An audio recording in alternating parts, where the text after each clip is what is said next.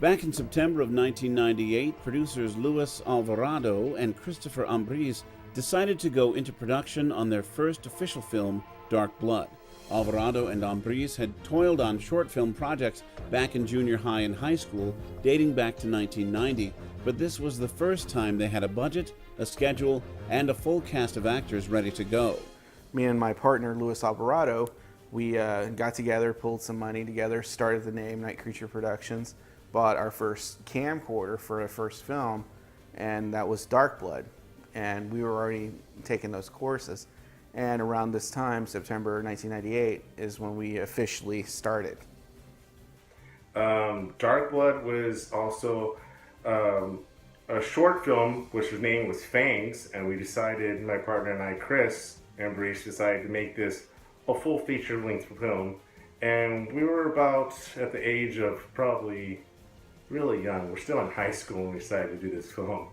So we were very ambitious, had really no idea what we were really doing until we graduated high school and went to Del Mar College, where Mac Acrospot kind of taught us shot composition.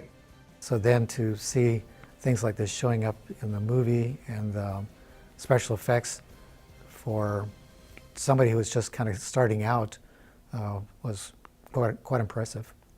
I grew up in Corpus Christi, Texas with Louis and Chris, and they were best friends already. I was a little bit younger than they are, but I lived a block away from them, and my sister was actually best friends with Louis' sister, so I would see them all the time, and we got to know each other, and we realized that we have a passion for horror movies.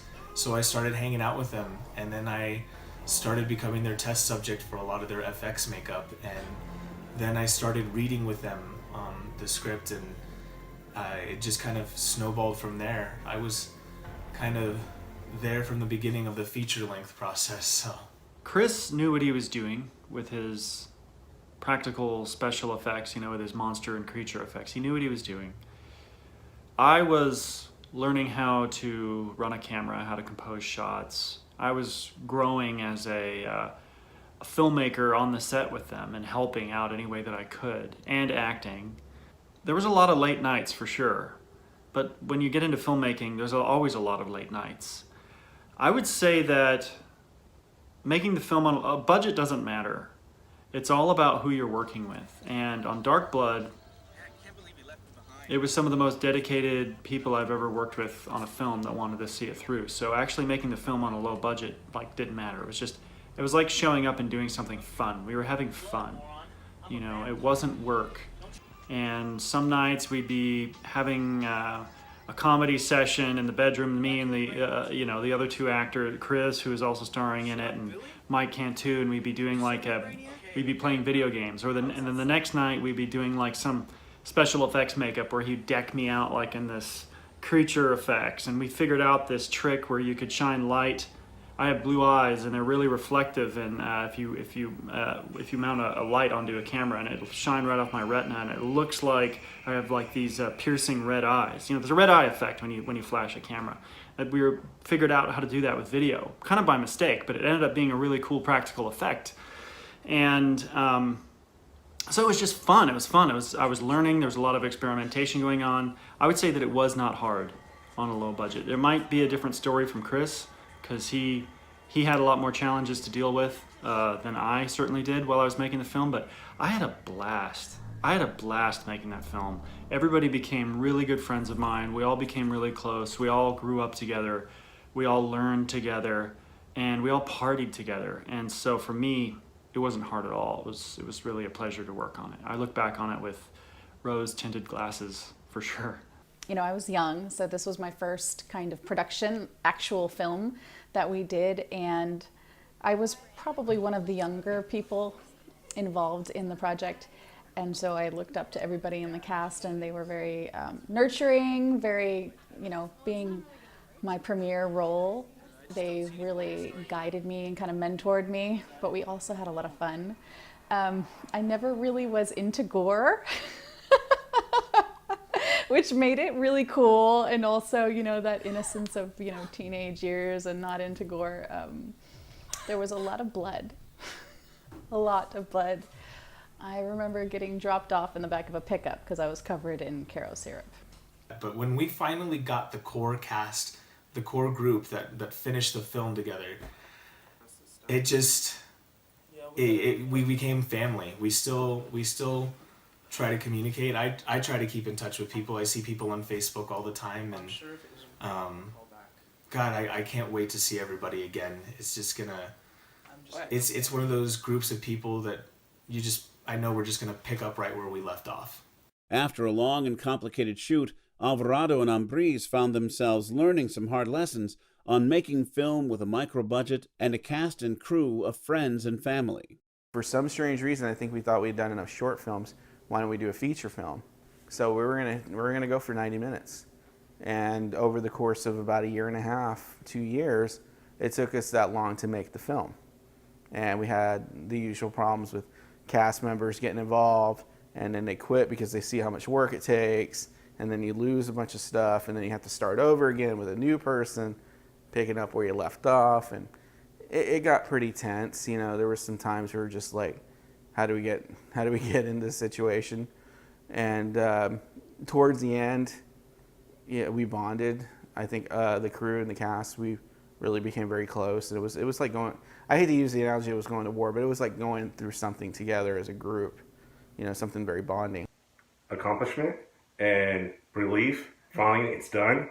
Because a lot of times with independent filmmakers, and especially with low budget independent filmmakers, which we were, it's really hard to complete a project. A lot of times it gets started and then all of a sudden it just falls apart.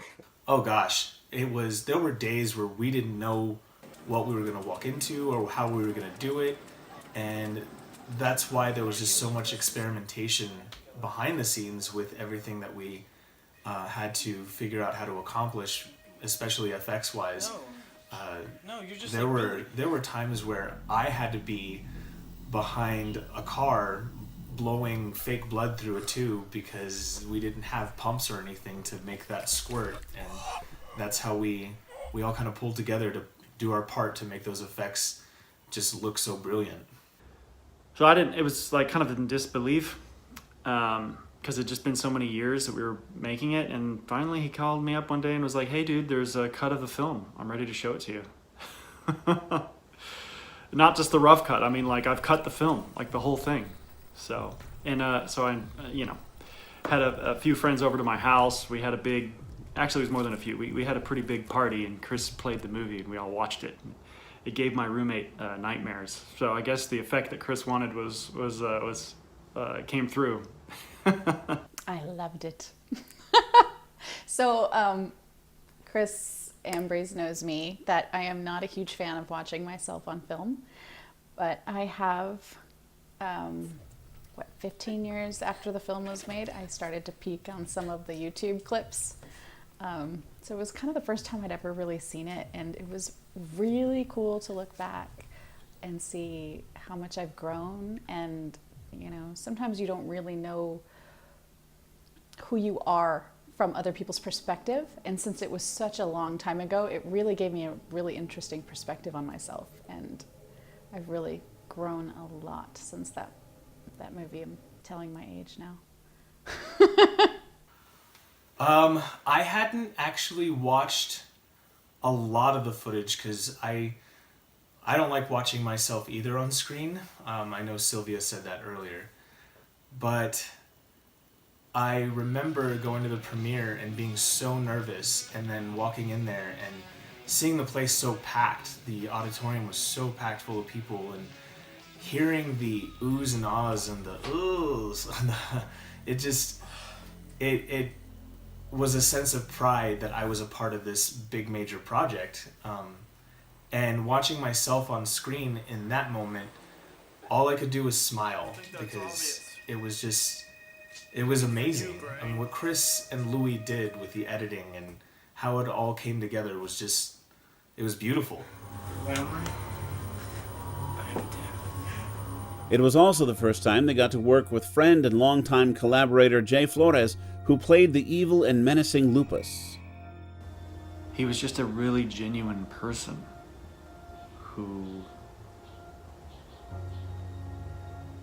was so collaborative and so much fun to work with. I knew Jay for years. Never had an argument or a disagreement with the guy. He was just so agreeable. He was just, yet still so full of wisdom and relatability. And getting the chance to work with him was a really happy time in my life, to be able to spend that much time with somebody who was like that, who was that genuine. And I'll never forget him. I'll never forget the moments that we shared and the times that we had, which really were some of the most memorable in my life.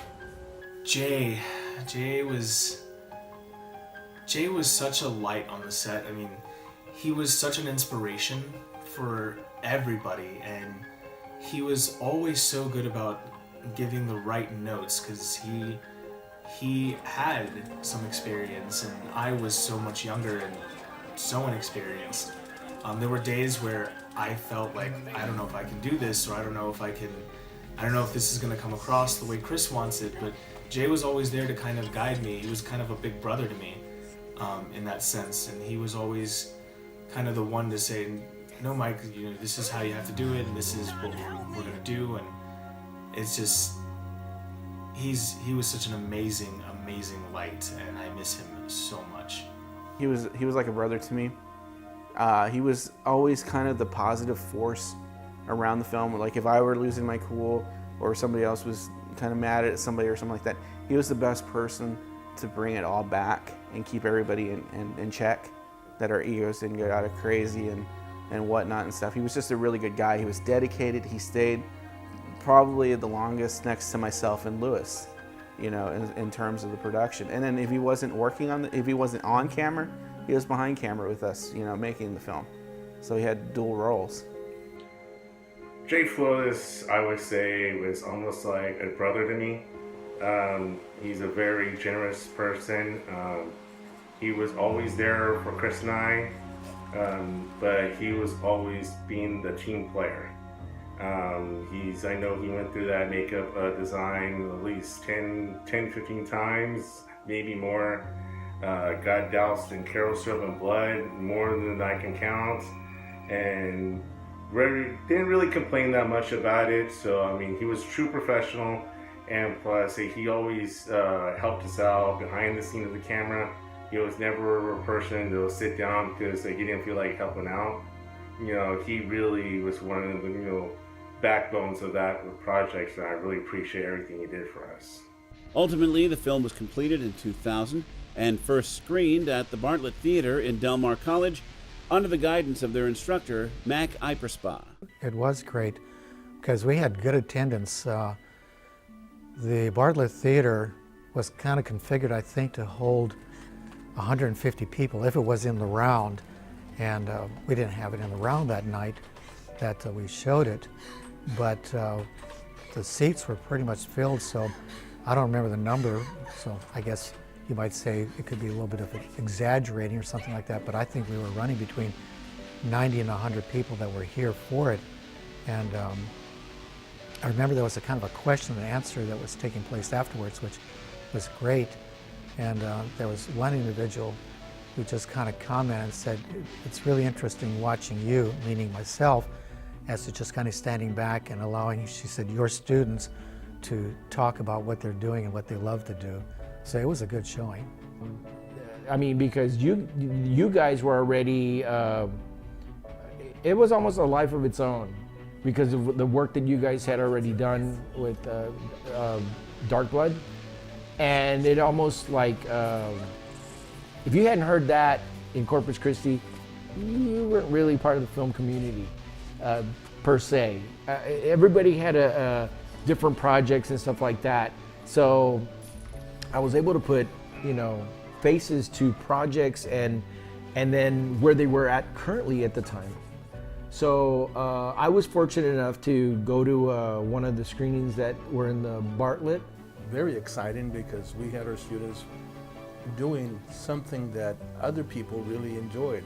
It's hard to produce a horror film. I think it's one of the hardest things to do because of the makeup and because there's got to be a continuing narrative, a story, and a plot and all that stuff. So for our students at Del Mar College to have completed that in about a year and a half, maybe 2 years of production and shooting, that was pretty amazing. And I remember it was very exciting when the premiere happened. Students showed up. I didn't think students would show up because it's just another student project.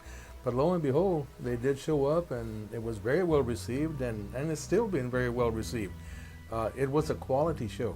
And by that I mean I was expecting it to be a little rough on the edges, and all new productions are rough on the edges, but this one was quality because it had a plot. It had wonderful makeup, which surprised the heck out of me, by the way. Afterwards, the filmmakers were ready to expand what they had learned from years of working on such a tiny film. A year later, Night Creature Productions found themselves working on their new film at the time, called Faceless, based on a short story that Ambriz had written himself for the magazine The Siren. Night Creature Productions found themselves in a new co-production deal with local festival Edgeworks and working with better cameras and new gear. A huge step for them, but not without its problems.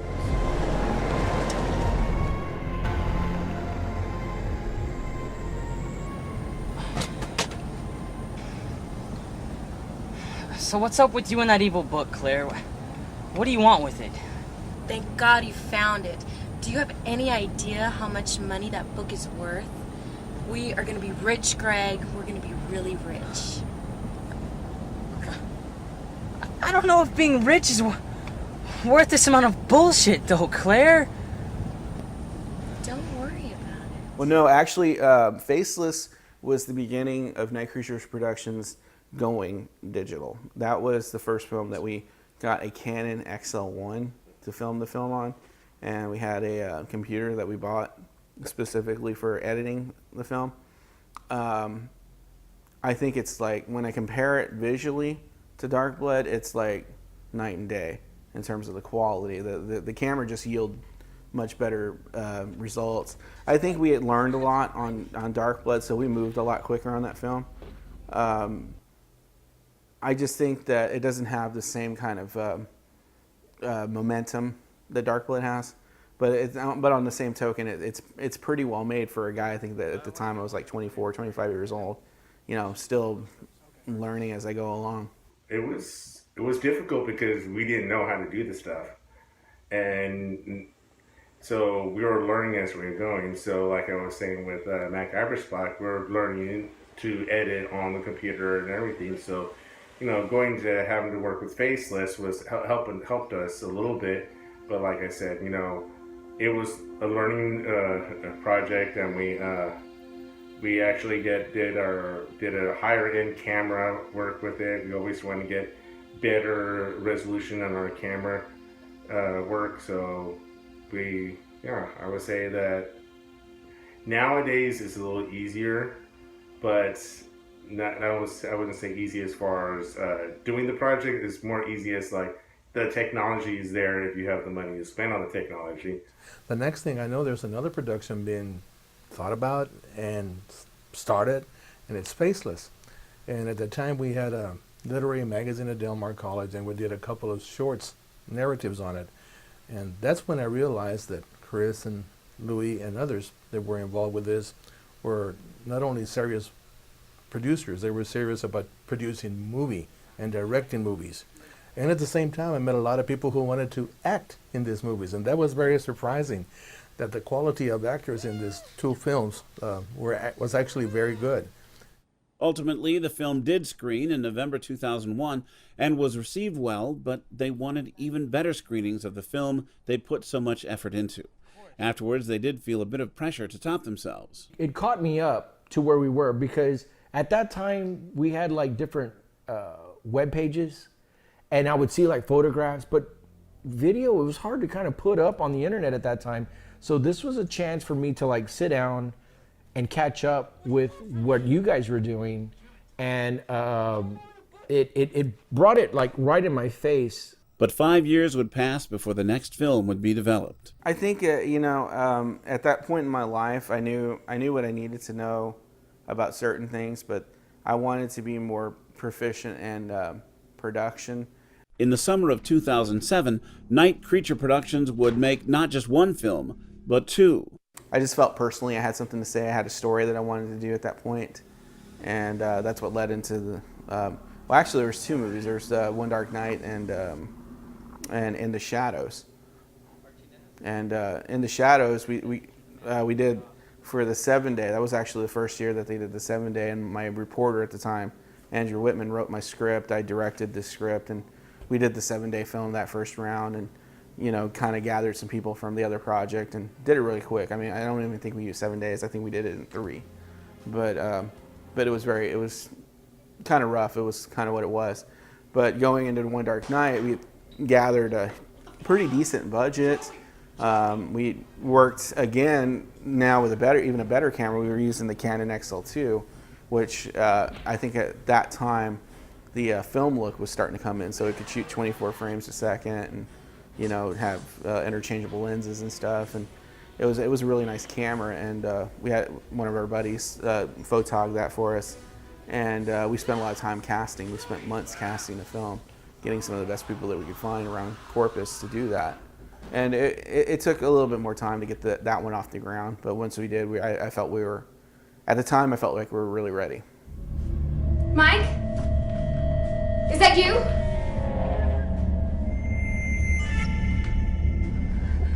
What do you want? You know what I want. No. Please, no. I'm here to claim what you owe me, Tessa. No, you can't!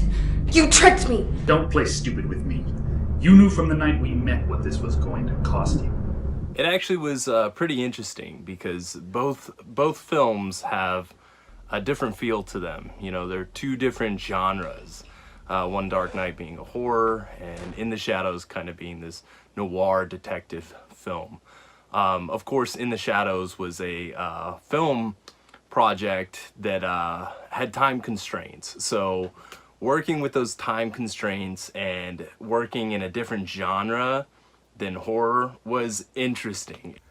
Okay, so One Dark Night, I would say was the first short film that we actually decided to get really professional at. We actually had shooting scripts, we had shooting schedules. I helped them out with getting everything organized, and I was like, okay, this is where my job is. It's being the producer, it's being on the set and making sure everything's going on schedule and everything. So with Faceless, we had, like I said, scheduling everything. We had break times. We really shot. We're very ambitious of what we're trying to do within 3 days. So we did get most of it done. We had to go back and do reshoots like any other film does. So yes, I would say it was the most, professional shoot we had. One Dark Night was honestly, it had to have been one of the funniest circumstances because I originally auditioned in Harbor Playhouse. I was me and Karen and a couple other people from college. We were sitting there on the couch, not quite as comfortable as this one, but we did the audition, and when I found out later that, it's probably already been cast, I was like, whatever, so I started having fun. And I got to read for the bad guy who takes souls and stuff, and so it was really fun because I just had too much fun just playing around with the part because I read it so many times for other people doing read-throughs for Tessa or Mike or whatever, and I guess that was what stuck out to you, right? It was me doing those read-throughs, and so I don't know, just that fun start, and then getting to actually be Tessa for the movie was exciting. It was a whirlwind of anything because it was the first real film that I had done. Also, I've been wanting to do film ever since high school and never got the chance or the break to do it. So when I got this opportunity, I was really, really excited. Little, 20-year-old me. The one film that I was really involved in was One Dark Night, and I helped, I was in it, I believe, and then I also helped bring other actors on board, and I believe we had a casting call, and I filmed we did video submissions, and I filmed all the auditions, and yeah, it was lots of fun. It was lots of fun because it was also the first time I got to work a bit on the production end, and I think that's really helped me because I produce theater now as well, so I got to experience a little bit what it was like on the back end as well as on the front end. I'd have to say my favorite memory is the downtime between the takes. Getting to really know the other people making the film. Not only, us as actors, characters, but the guys helping out with the film, the sound, the lighting. It was, there weren't a lot of us, but we got to be pretty close-knit, and it was really cool. Got to know everybody, and, we hung out, went out for drinks, and it was just the overall energy of the film was great. It was fun. It was a really exciting project to work on at the time. Interesting. I really did enjoy everybody's company in downtakes. We got in trouble a lot for being too loud, so we got along. I definitely remember hearing "quiet off stage" or not on stage, off camera, whatever. But it was a lot of fun getting to hang out with everybody, and then I remember we went and did some pre-shot stills of us as friends, and that was a really fun night too because we really got to hang out and get to know each other, and I think that built a little bit of the relationship between the characters as well, which was pretty awesome because, it's sad that everybody's kind of gone their own separate ways, but we still have this thing that we can look back on and be like, oh yeah. I remember in One Dark Night being covered in blood from head to toe. And I remember it was sticky in my hair. And I remember it was an improvised ending because stuff changed. And y'all ended up to just kill everybody. And so you called some of your friends last minute and got them done up. And the two characters come out the front door thinking they're going to be safe. And then they get swarmed with vampires. And I was one of those characters. And I got swarmed. And I remember I had people biting all parts of me and going down to the ground and eventually being chewed on and drained and dying, right? But it was so silly because it was so gross, feeling the munching, the fake munching on the arms. It was the grossest feeling ever, but it was so much fun. It was so much fun. Also, the beginnings of working with longtime actors Will McCann and Jessica Golden Matthews. That's the scariest part, is to think that we've been doing this for as long as we have. At times it doesn't feel like it hasn't been that long because it's just been so much fun. But then when you look back and see all those different films and you see your baby self, you're like, oh my gosh, this was a decade ago when I did that. So it's bittersweet and yet totally awesome all at the same time because, I don't know, you don't get to do stuff like that very often. You don't get to just rip into somebody's chest and get shot or different things like that every day. So the idea of being able to do that and technically immortalizing it in a film, knowing that happened 10 years ago, is still so cool because I don't get to do much stuff like that anymore. Now as a mom and business owner and stuff like that, I can't find the time to dedicate multiple days of shooting. So I'm reminiscent and happy to know that it did happen because it was so much fun. It was a lot of fun. One Dark Night, I really didn't have a big role in that. I just, I kind of helped out a little bit and I had a little part in the end, but, it was my first introduction getting into it. I can remember, man, it was I had spiky hair and I wore a dog chain and it was awful. It was so awful. It was so bad to look back on all that, but it was a lot of fun, They were great. Like I said, they were very energetic. They were very young. A couple of them I worked with at the station. and they were just ready to do anything. And we had a lot to do. We had a lot of stunts. We had a lot of gags. We had a lot of dialogue scenes that they had to do. I believe the cast is very dedicated. They put a lot of their own twist on it. I believe they also decided to do their own choreography and then the fight scenes. So they took that time out of their schedule to come set aside, and they did that stuff on their own. So when it comes off on camera, they already have an idea of what they're going to be doing. Both films proved to have their difficulties in making. The first, trying to make a film in a contest and not having enough time. The other, having some really difficult scenes to shoot and not having everyone on the same page. Director Ambriz, in hindsight, thinks he should have waited a little longer and made another draft of the script. Originally, we switched over computers, number one, so that really kind of slowed us down a little bit.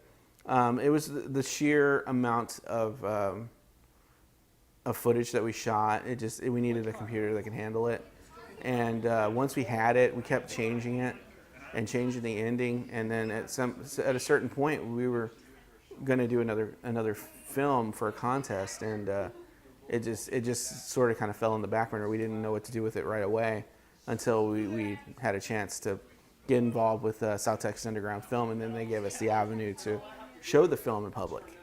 It was, like I say, we always trying to learn from what we do on the last project. We always try to get better at things. So we knew from the shooting schedule we had that certain things worked, certain things didn't work.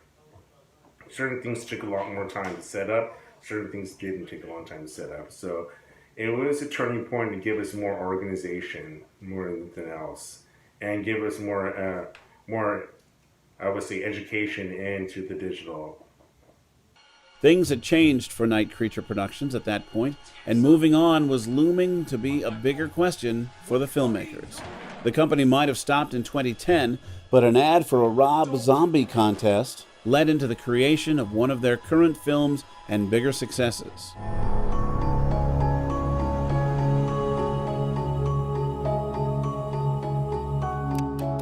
Ahora mismo me digas que what the fuck is this thing? Este es lo que mereces por ser terco y pendejo.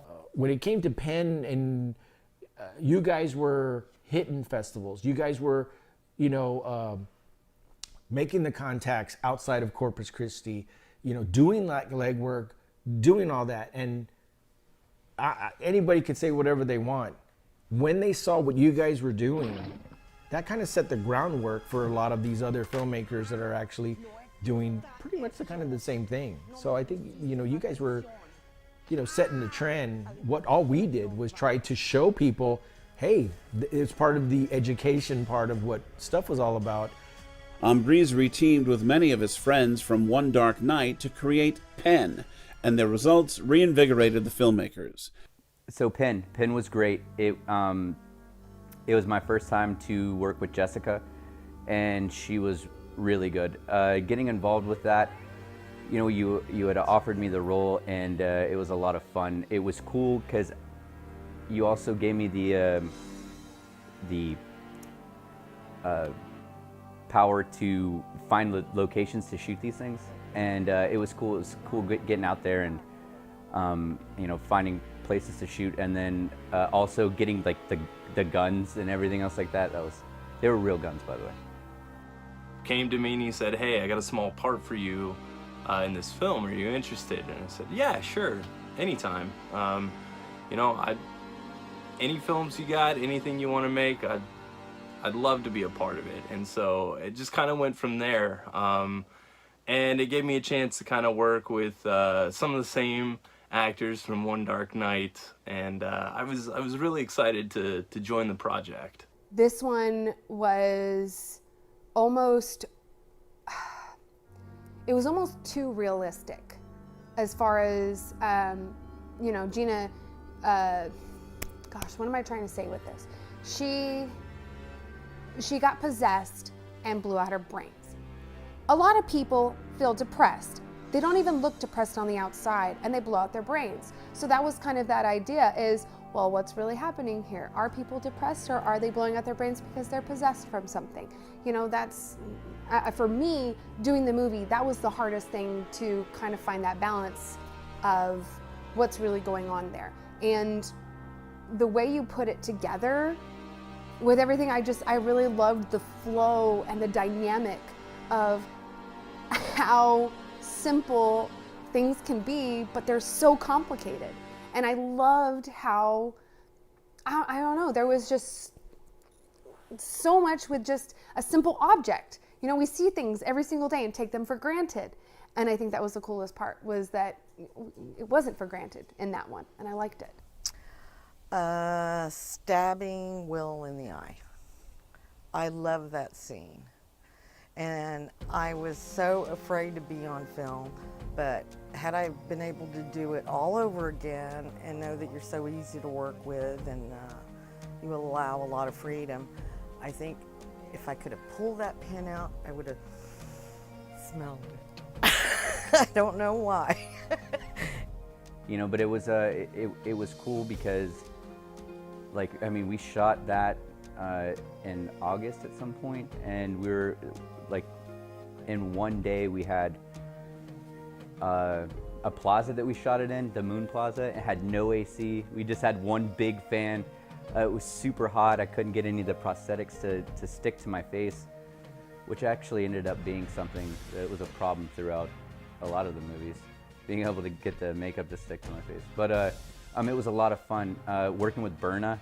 Like, you know, one of the things is that in all of your movies, the most evil characters in real life are the most nicest people, and that's the crazy thing. On that film, we had better equipment. We teamed up with John Garza, and he had his own production company, and we were shooting on these big Panasonic P2 cameras, and we had lapel mics, and we had boom mics and stuff like that. So we had everything in our, you know, we had Video Village. That was the first film that we really used Video Village a lot, and it just had a different tone. It had much more of a serious story behind it. There were consequences that were very dire to the characters in the film, and it just dealt with darker subject matter, which I thought was kind of a neat, unique spin. It was just a little different. Well, any scene that we have Berna Townsend, she's amazing. She plays Ophelia the witch in a lot of our films, and she just brings a presence to the film. She adds so much to the character of the film, and any scene with her tearing Will apart is great. You know, it's amazing. It's like gold on film, and it always gets a reaction. Her scenes when she transforms into the evil witch version of herself and forces Will to write his own death and then stab himself in the eye. It's a great scene. Of course, the scene with Jessica blowing her head off too is great. But the potato cannon. I loved the potato cannon, and the craziest thing though was that was a real revolver that I used in the film. And you know, after watching The Crow and different things like that, I was very much so scared and not to use that thing. So I was, you know, working with dark forces, it's always been kind of one of those thingies, and I wanted to make sure, and I kept making sure, and nobody else touched the gun but me. El Cucuy took Night Creature Productions even farther than before, getting booked into a number of film festivals and being nominated and winning a couple of awards. The film helped the filmmakers get back on track and start taking chances again filmmaking. Even today, so many years later, Cucuy still brings in steady traffic on YouTube and Facebook.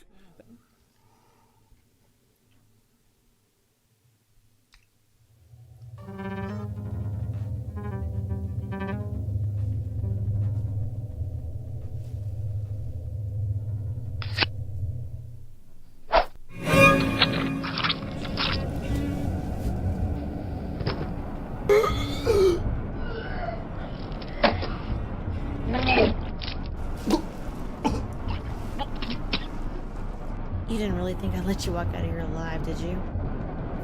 See you, sweetheart. Pretty gory film. Yeah, it was a challenge. I'm not gonna lie, it was not an easy film to make. I'd say it's probably, because Dark Blood was very difficult. It took like a year to make, over a year to make. Cucuy took several months.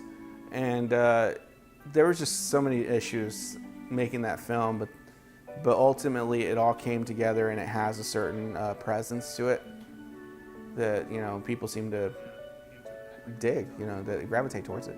I wasn't surprised with the success of the film because it was something that Chris and I were thinking about that no one's really done, and we wanted to make sure our version of Cucuy was the scary one, where it had gore and bloods and makeup effects that we always grew up looking at. So I wasn't surprised with the success. Now, one of my favorite things of making the film, I would say, was putting the blood on the actors. So that's one of the jobs I had. It was really interesting. So really like that. This little bitty like apartment complex in this little bitty apartment, and we filmed that all, and it worked out really well. It was messy.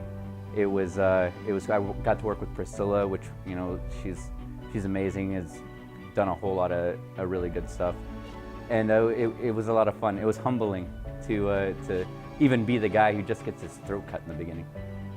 That film is really good. I love the storyline.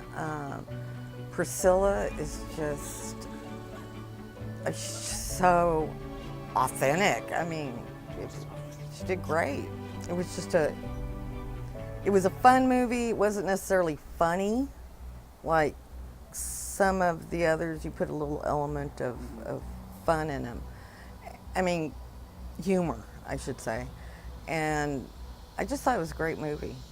That one just, you guys, it was like fire. You guys were on fire. Penn, I think, kind of was like setting everything up, and then it's just like everything came, like, I guess what we were doing, the festival kind of evolved into what the early stages of that.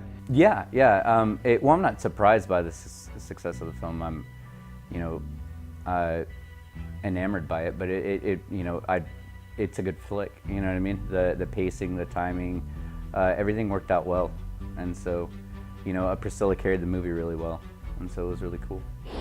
And I get to watch you because Eric loves me, not you.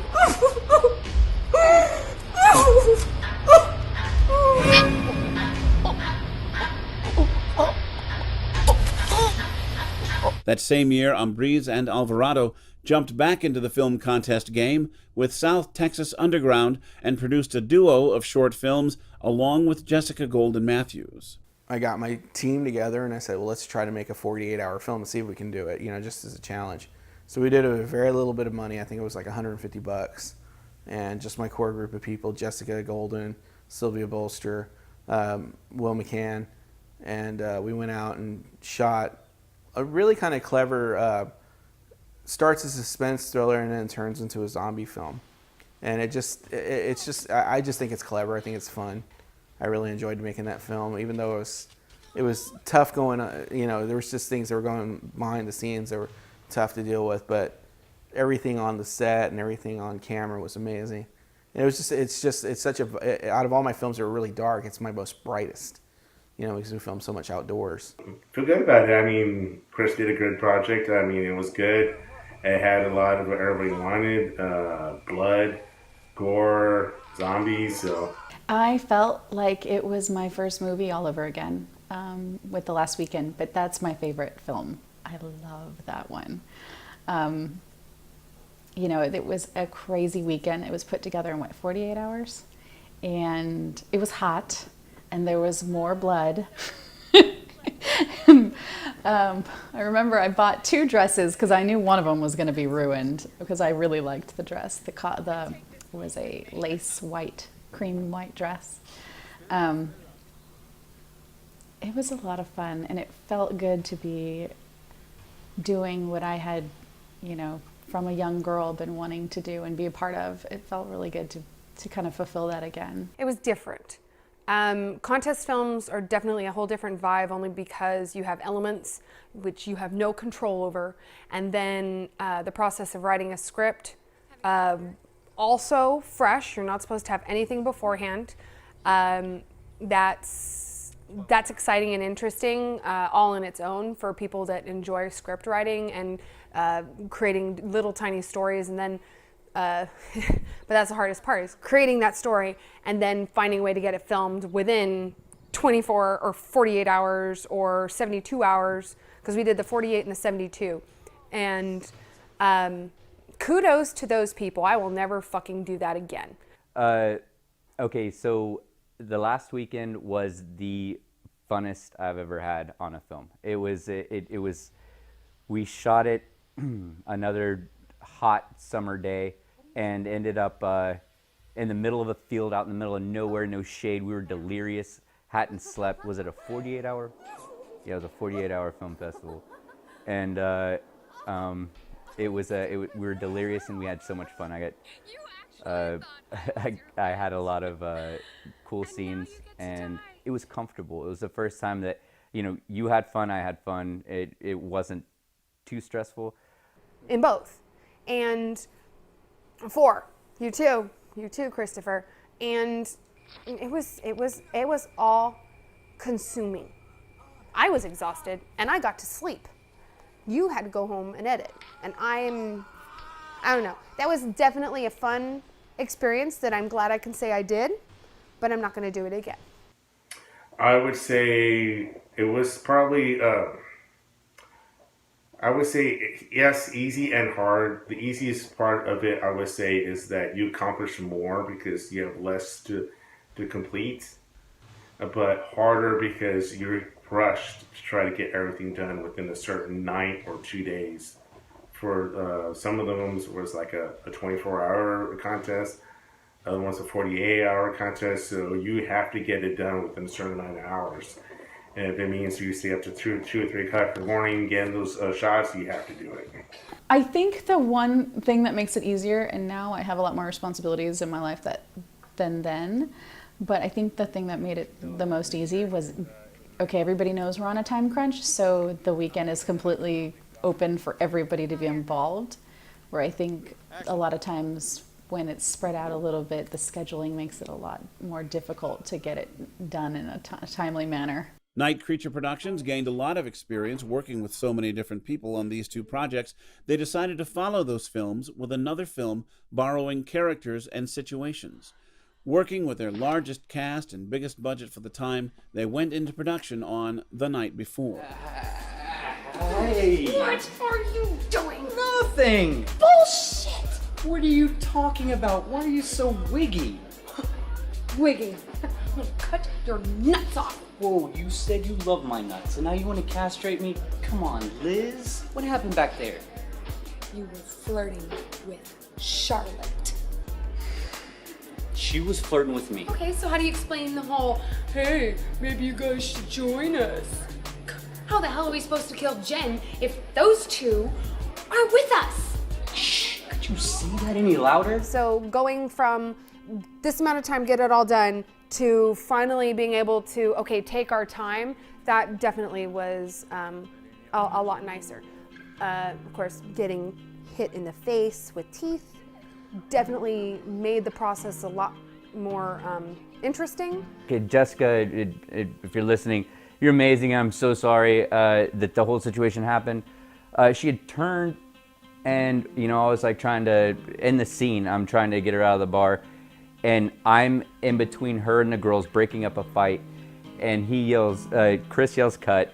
And she didn't hear it and she turned and I got, you know, my teeth hit her face and it cut her. And we took her to the emergency room. She had to get stitches and man, I felt freaking horrible about it. And I'm still sorry, but it was, you know, the film itself was really fun to make, and it was really difficult acting on the other side of Jessica. You know, it was she's an amazingly high energy kind of actress, and keeping up with that was definitely difficult. I know once you read all the script and went through it with everybody, you kind of knew where everybody was coming from, and just having you give me tips on what we were looking for in our couple scenario, that helped. So once I was able to get in character, it got a little bit easier. But again, yeah, a lot of help from a lot of other people and everybody working together. When I got involved around that time in my life, I actually owned and produced, or had a modeling and talent agency, so we produced actors and models, and so I was kind of just in that industry around that time. And I just really enjoyed making films and commercials and doing modeling. So I met with Chris, and he kind of casted me to be Lauren, and it was a lot of fun. I just remember every night being excited to dress up and go to the bar and be able to film this amazing movie. Yeah, that's probably my, my smallest role personally that I feel, even though, I didn't have a lot of screen time, but that character kind of, it was just an off. They had a lot of big personalities. Yeah, and I didn't really feel that at that moment that my character had a lot to really portray. And I got to know a bunch of new people. There was a lot of new people brought in there that I hadn't met before. And actually some of them are my good friends today still. They were all amazing, and they were all so much fun to work with. And the cool thing is we all had an amazing spark. We all got along really, really well. We all kind of had this energy that we just kind of bounced off one another. That was all so much fun, and Ronnie Holiday was one of my favorites to work with. He always just would crack me up on set every day. Kavina was amazing, Sylvia, everybody. They all became kind of like my little family, and a lot of them I'm still friends with to this day. I mean, the part, it was very short, it was very brief, but to know that it impacted the film that much and had that much of an influence for the tone and the rest of the film, that's fantastic. It was so many personalities and so many just different people to work with. You've got the ones that are real goofy, the ones that are like very, very serious. They take their parts, do not talk to me, I am in character. And then you got the ones that are like, I don't know how to do this. Yeah, so it's fun. And we had made some friends at that festival, so we were kind of like combining characters into all to be in one place at the one time. So all these dangerous, evil people were just at the same bar the same night, getting in each other's way and causing problems. And it just seemed like the recipe for a good movie, or a good kind of dark comedy. It was challenging. Like I said, it's always challenging trying to get all the cast members together to do one shoot, and especially it being in the bar was even more difficult. Because it was a bar that was open. It wasn't a closed bar where we had control over everything. So it was still serving to the public. So we had to accommodate with the bartender and the owners so we won't disrupt their business. Overall, the film was a huge step in the right direction for the filmmakers and earned them their best reviews yet from a number of film sites. But selling the film was another problem, because the film wasn't exactly the horror film everyone was expecting them to make. But the story was still solid. I loved the story. I loved the way it unfolded. It wasn't a horror film. It was more of a dark comedy, but it still had the weird little, nice little touches of gore and darkness to it, I guess. The idea of a dark comedy, why not? Why not try and do something like that? It's different. We don't have to just do horror films. Yes, we do it freaking well, but you know what? We also develop characters really well. Well, I think, Muerte is definitely much more horror-like. I think The Night Before is more comedic horror. You definitely got your gruesome in there, but there are certain definitely parts that you can laugh at. So, yeah, is there a comedy horror? Can there be that? I classify it that. I would say so. Even if we aren't considered horror, we're definitely considered gory. There's enough blood to go around in everything we've done. Believe me, I've made it. I know.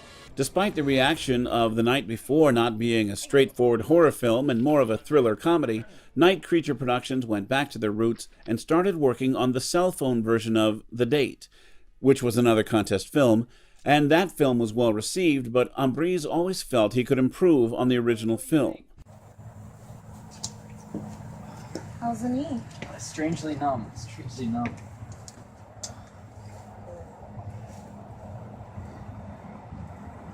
Whoa. What's wrong? You're not doing this because you feel sorry for me. Maybe. Well, I can live with that.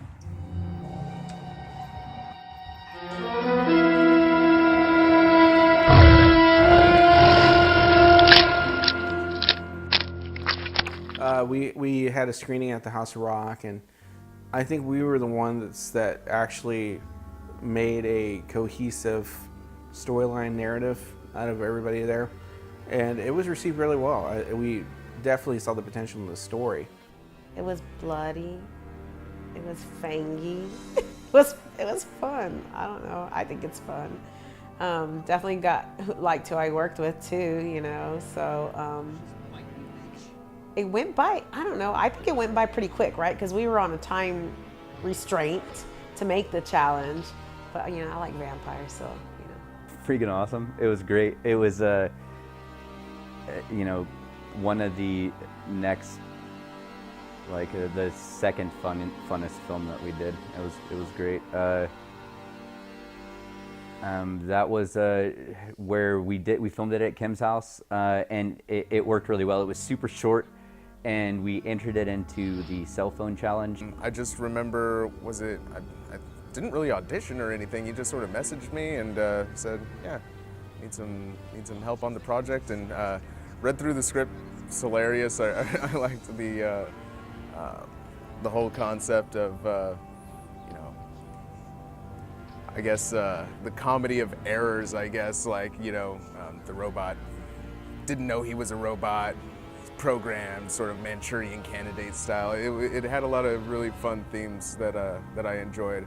I had a lot of fun. I was just like, it was great for me, because I was like, hey, I worked on this. This is good. It was a good night. So in the summer of 2015, with the help of Michelle Banks, the first draft of The New Date was out and casting had been done. The New Date proved to be a difficult shoot. I wanted to remake it because it bothered me so much that there was so much potential in that story that Michelle and I had created, that we wanted to actually do it the right way. We wanted to film it, you know, with lights like this and the better cameras, and get a better well, not a better cast, but you know, more to it, add more to the story, and make it a fun film. You know, it worked out really well. It was a lot of fun, and came out to like a larger production. The Date, you wanted to build a backstory for these for the characters, and so we started developing Lori and what she was, and all the other characters and how they intermingled. Again, character development, which is now key to a lot of your films, and what I'm loving about it. You know, you took something and now it's like, okay, let's expand upon it. So you decided to take it and expand it and make it a little bigger than, you know, it had been, because it was a little mini series. So you know, I think you just took it and you made it a little bit better than it already was. So yes, that is my favorite part, because I got to involve my daughter in it, and you know, she's kind of like me, looks a lot like me, but very different. But the fact that she gets to be exposed to something like that was really exciting, and I think she did a fantastic job. And I think that you know, with the vampire and the gore that's going on, I think that the innocence, that and the sense of, you know, mother-daughter bond and family, I think that really was a nice contrast to what the rest of the film was happening. I think that was kind of poetic. I was the scientist that basically invented the character that was to kill vampires. But like in the story about the Sorcerer's Apprentice, Dr. Menard got way over his head, and things started backfiring, and he couldn't stop things, and it just culminated in everything going to hell and back. It ended up turning out really well. So for what we had and what we worked with. The film was very ambitious for the budget and the absence of Alvarado on the set. And considering the tight shooting schedule for an effects-heavy film, The Night Before paled by comparison in scope. You know, voiceovers, we had to do a lot of that, so that continuity was a little tough. And working with teeth that proved a lot harder than expected. I was not, when we were putting them together and making them, they felt solid. I felt like I could handle it. And then all of a sudden when it came time to actually do the lines in the fuckers, it was hard. For the most part, I think the hardest thing was probably, that it was my first movie. So it was all very new for me. I learned a lot from Jessica. She was, very helpful in making me feel comfortable. And, I had done a lot of theater, but I'd never been behind the camera. So that was brand new to me. So that was difficult. And also, it was really cold. It was really cold at the time. So battling the cold weather outside while trying to make it seem like it was hot was kind of difficult. It was a more messy film than most of them. A lot of blood, guts, and getting the lines down, I'm not gonna lie. So how's your knee? Strangely numb. Good. Whoa. I'm sorry, you're not just doing this because you feel bad for me, right? Maybe. Well, I'm cool with that.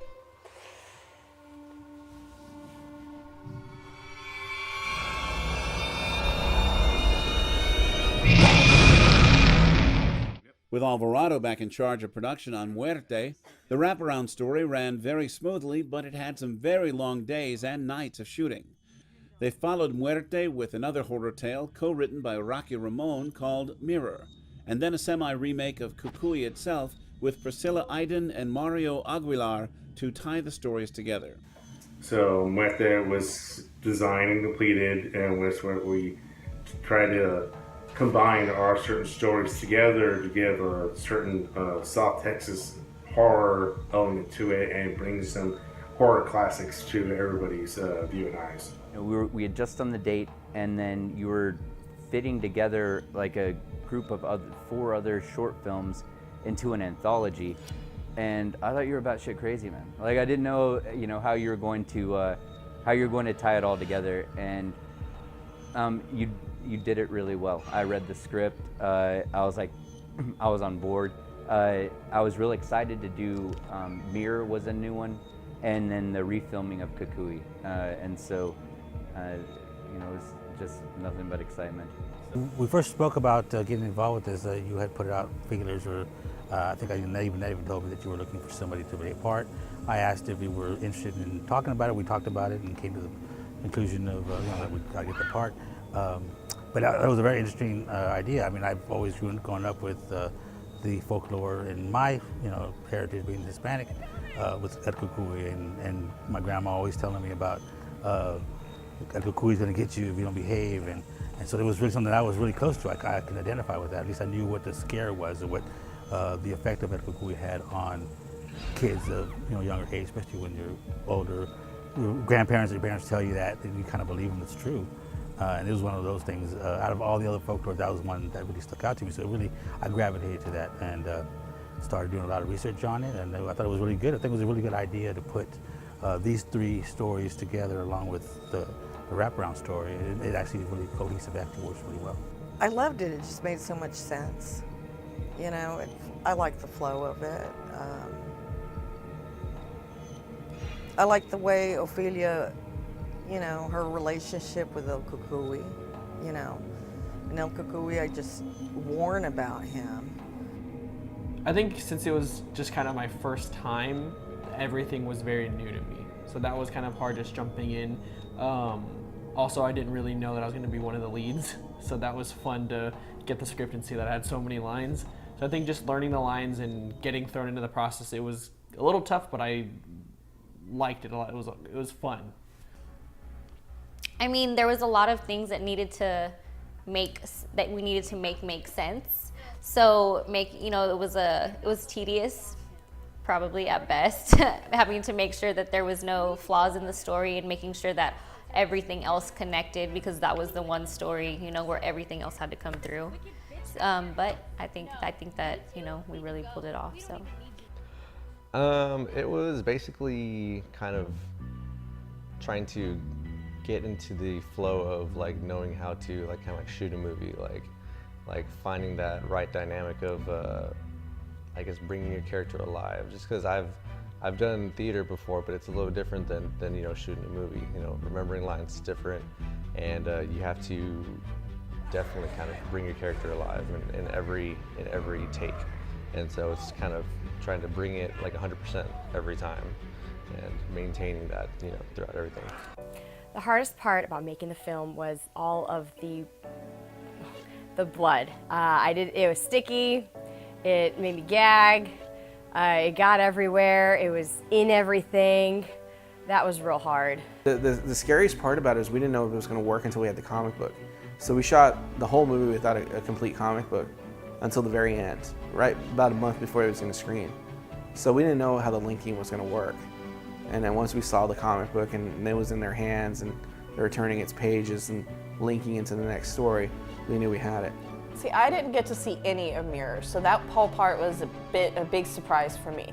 That's the part I did not work on at all. So when I watched that, especially on the big screen and everything, I was just like, this is good. This turned out really good. And it was kind of neat seeing Rocky return.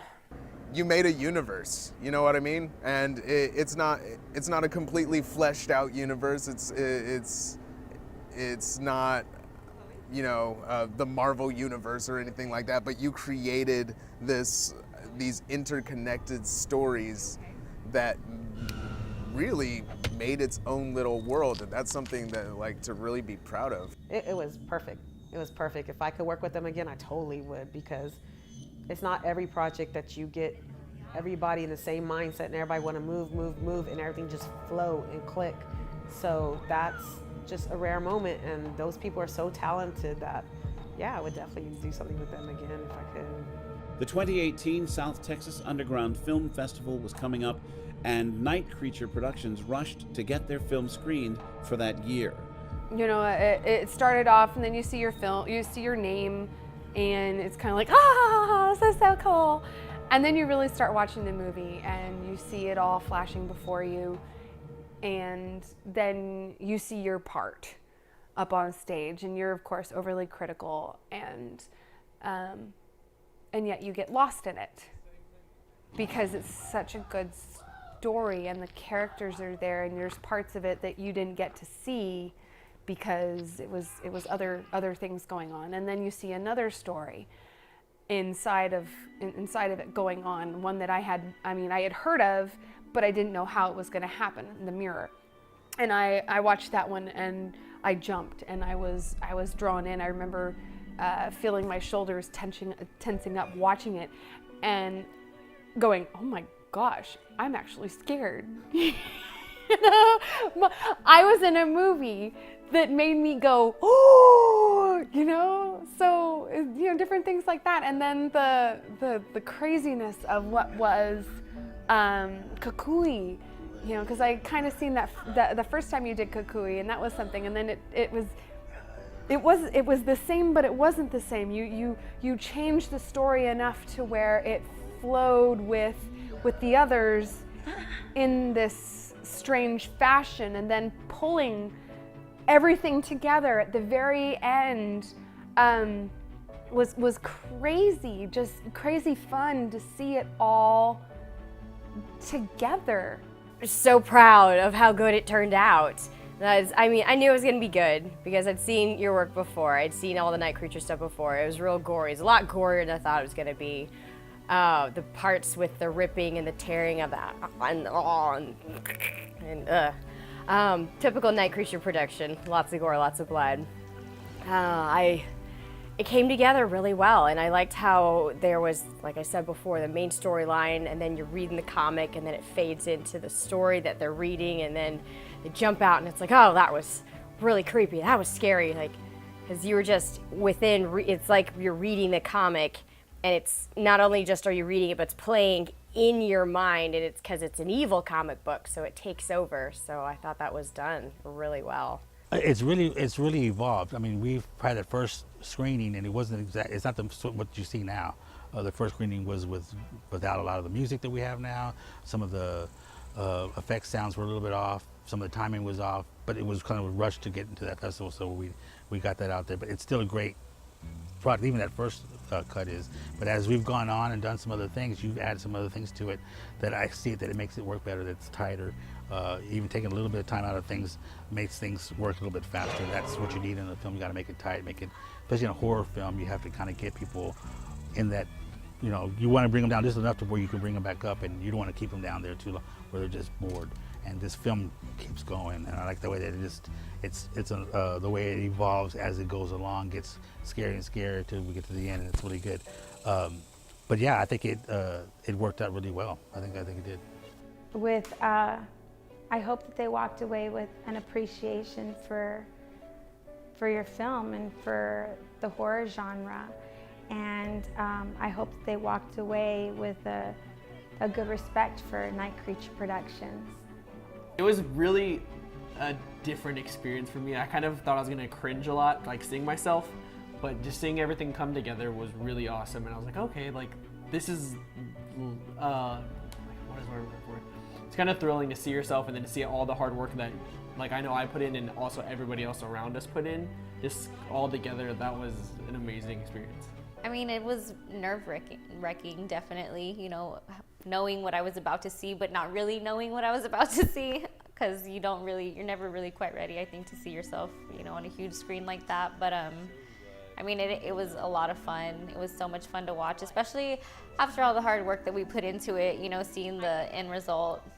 Because we know what we shot and, like, you know, the things that we did, so I paid a lot more attention to all the stuff that I didn't get to see. And even if it was like in the Muerte part, like the scenes that were like in my room that I was outside, you know, I didn't get to see. Like everything else is what I like kind of like paid a lot more attention to, and I'm like, so many little things here and there that I just enjoyed, and then just seeing it all come together, it was fun to watch. And being able to see a final version of anything of that nature, you know, your heart's beating, you're wondering, is everything gonna hit and all that kind of stuff. And then just to start hearing the crowd getting involved and going with everything, and, you know, they're having fun. Nobody's taking too much stuff seriously. The movie's being eaten up exactly the way it needs to be. What's happening, the energy that's starting to happen, and then there's the interaction, that the give and take that's coming from the audience and in the film and everything. And I just, you know, at one moment I turned to Micah, because Micah had been there for, you know, a lot of the early screenings and, you know, all these contests and stuff. And it was there was like one moment where, like, can you imagine we saw very early glimpses of some of these projects, and then it ends up becoming this bigger thing that's now it's, you know, a life of its own. I mean, check it out. And it was just kind of like one of those kind of moments where you just kind of, I don't know. I mean, I know it's y'all's baby and stuff, but we were able to see the early infancy steps, and then it becomes this big thing in a theater that I never thought we would have in Corpus Christi, much less, you know, an Alamo Draft House. And there we are looking around, and everybody's having a blast at something that was locally made. With 2 new films in development, here's to another 20 more years of growth and success to everyone involved. What are your thoughts on Night Creature Productions actually turning 20 this year? That's an amazing feat, to be a company for 20 years and put out movies for 20 years. Like, that's great. I mean, that's amazing. I hope I'm around for, you know, when it turns 40. Oh man, I'm stoked about it. That's a great accomplishment, really. And I'm glad that I got into it a little bit late, you know, but I'm glad to be a part of it, and I hope this goes on strong for as long as we can keep this going, you know. Yeah, I've to go look back at all the things that y'all have done. I'm amazed how somebody is that age, because that's what I would have done. If it wasn't because I'm a graphic artist by nature, so I do digital stuff, but if I was something else that I wanted to do, that would be something I do. Makeup art, that's always something that I always loved to do since when I was young.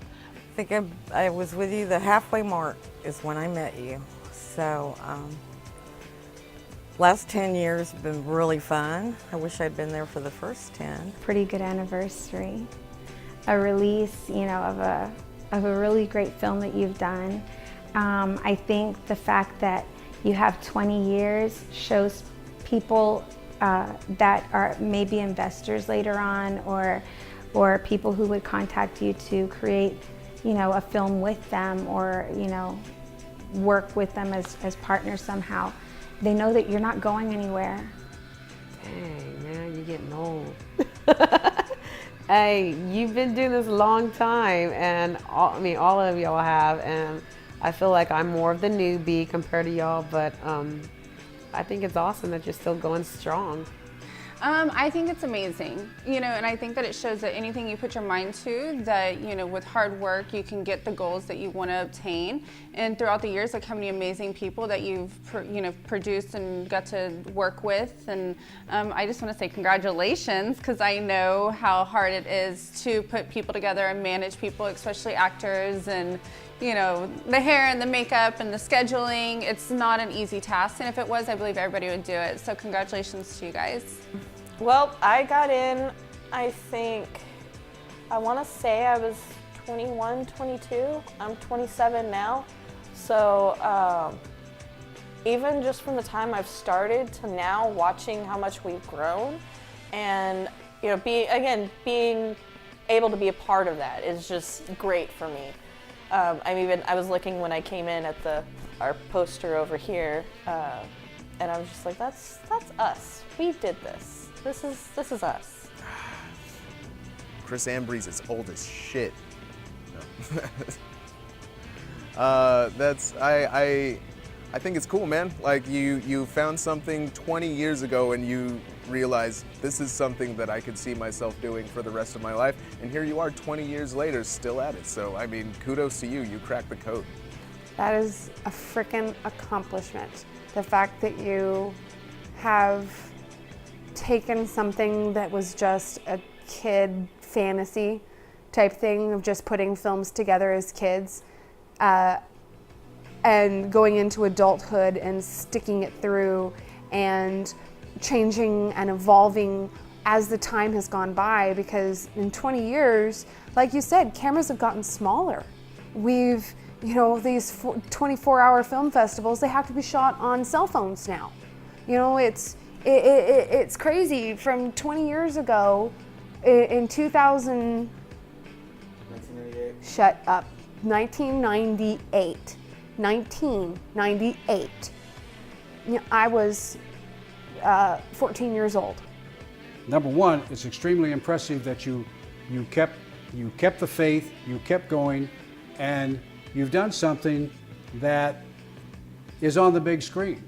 And I think that's admirable, that you never stopped. You had tenacity, and you basically got it done. And we're all very proud of you guys for hanging in there and getting it done, because there were times that most people would have given up a long time ago, but you guys never did, and this is the result of 20 years of work.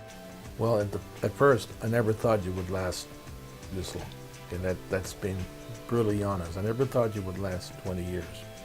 I really thought that you were doing this because you were college kids doing a project. First it was a class project, and then it became a personal project.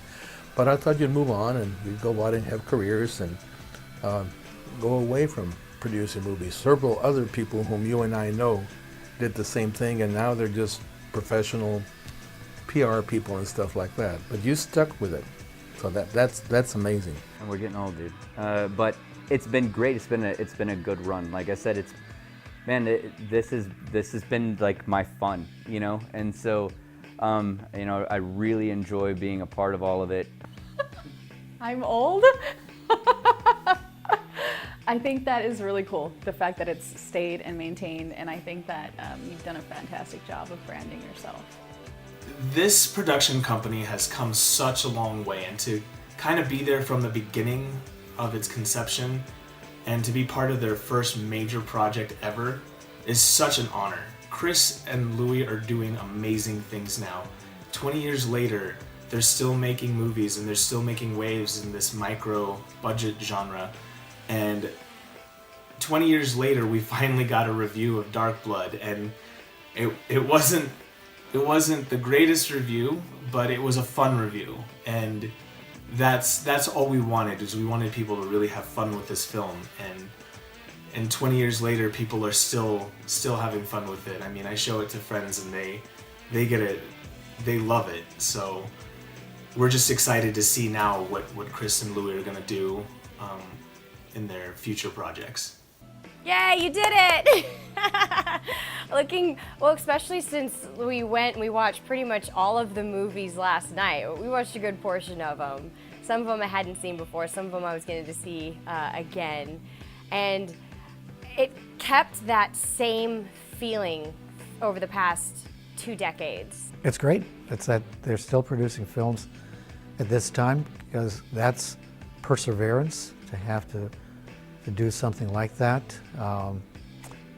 It certainly is what you would call paying your dues. I'm so proud of my big brother. I'm so proud of you.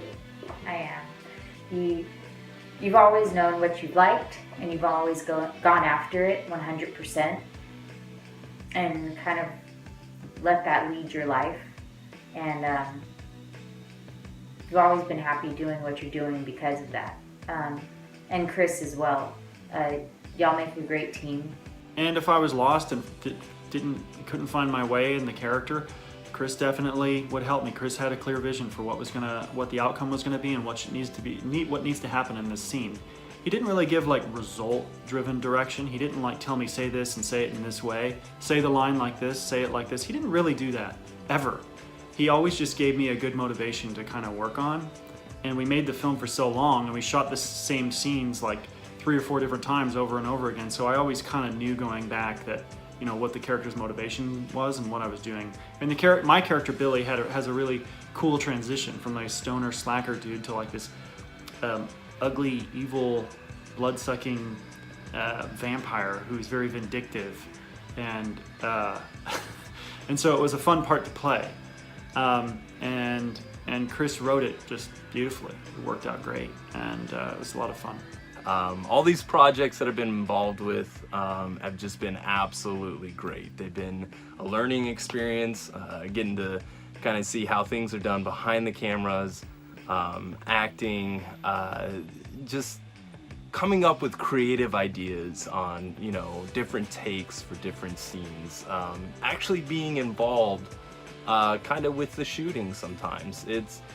It's been a whole different filming experience, and it's just been a blast. It's been absolutely great, and yeah, I would do it again, and I'd still continue to do projects. What's next for Night Creature Productions?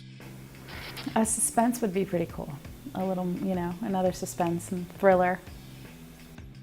I would like to do another film with you, man. It would be great. Oh, that's such a hard question. I just feel like anything y'all put y'all's hands on, it's gonna be really, really well. You know, I would love to see y'all guys maybe do like some cool chick flick. You know, like a funny comedy, because I think we're all hilarious.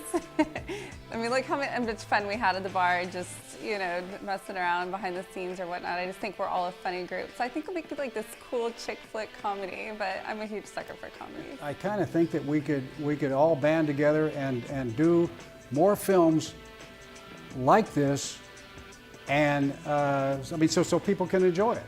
Holy shit. What to do next? Oh my gosh. Let's do some bug shit. Anything but zombies. Something with werewolves. Make another movie? Another film? You guys will find a way to take something and bring it to the forefront and not try to be following. You guys like try to create trends and try to, you know, that's one thing that I respect about what you do. You know, even, you know, back to the contests and stuff like that, you were trying to do something. You were doing something that was more cultural in some of your other projects and stuff like that leading up to this. And so I think you've been able to stay one step ahead, and it's tough to do. I like that idea of El Cucuy and taking him further. getting to know him a little bit better. I know we've been talking about trying to do a little bit extra with Kukui, and I know you had been working on it with other people in the past, and since I've got involved with this, I've done a lot of research on it, and I feel I've got some ideas that we could bring this into a full feature standalone movie for himself. I don't know, but I hope it gets gorier and bloodier and scarier. You know, I haven't even thought about it really, because I feel like we're still so, you know, with Muerte and, you know, trying to get that along and do everything that we can with that. But whatever it is, I'm super excited and I'm here for it. I hope there's just more movies to come, and I would love to be a part of them. I think it's just gonna be great to see what can come out and what y'all put out. Genre, I guess the genre appears to be kind of locked in as to what the next one might be. That will be continuing along the lines of horror. There was talk years ago that Chris was perhaps going to try to do a type of love story. I don't think that ever happened. Well, knowing Chris, I'm sure it's going to be something along the lines of, you know, the horror genre. But I'm actually hoping that I can relocate back to the area, and maybe I can convince Chris to do maybe a comedy, horror, comedy slasher film. That's what I would like to see. I would love to work with the entire cast again. I know that Chris wrote this kind of into a trilogy. I don't know that he ever finished the third one, but I think it'd be fun to revisit Dark Blood. Another movie. Actually, what I'm really hoping that we'll do next is that you'll work with me in doing some of the stuff that I've actually physically gone through myself, living in haunted buildings and having cursed mirrors, and it's really scary. What I'm hoping to do next is something that I'm very passionate about, something that we can garner a budget for, that we can, you know, have the money to pay actors and get a crew and better cameras, better equipment and stuff like that, and tell a great story. And ultimately that's what it comes down to. It's just telling a really great story that we're passionate about, and it gives the audience something to enjoy. And thanks for your continued support to keep truly independent filmmakers doing what they do best.